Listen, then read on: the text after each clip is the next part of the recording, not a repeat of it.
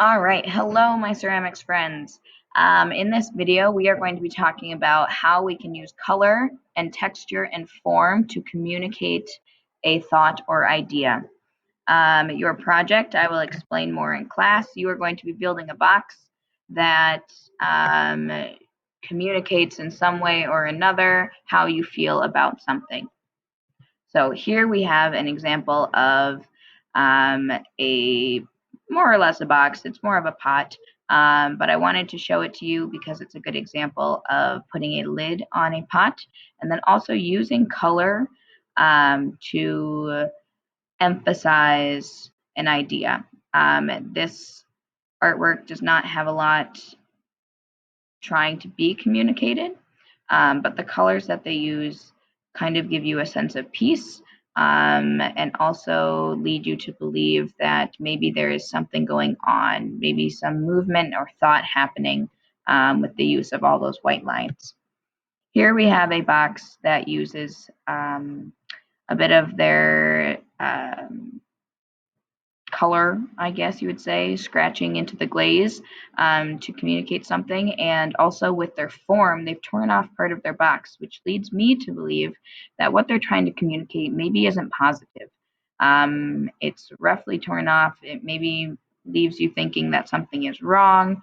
And maybe if we could see the other side of the box, we would see more of the marks along the outside, which would give us an idea of what exactly they're trying to communicate with us.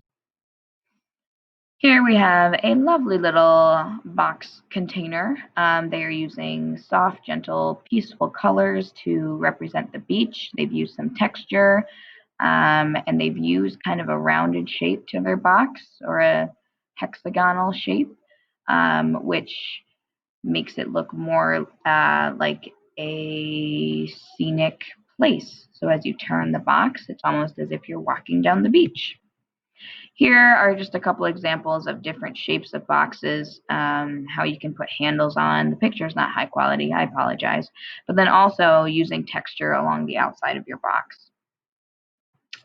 Another image of texture. Texture can be used to communicate how you feel about something. So a sharp, rugged texture might mean that the object or what's being represented in the object isn't a positive thought in your mind, or it's not something that you enjoy, or it's something that has rough edges, not just physically, but in how you feel about it.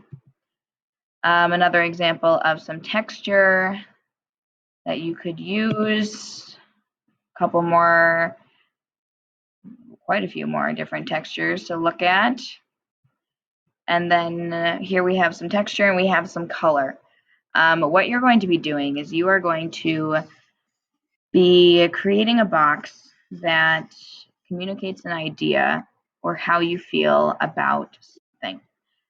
You are going to be spending time today when you are at home making a list of different things that are important to you, and then you are going to be narrowing that list down and choosing one thing that is important to you that you think you could represent in a box. And then you are going to be thinking about, what do I want to communicate about this thing? So say I picked my family.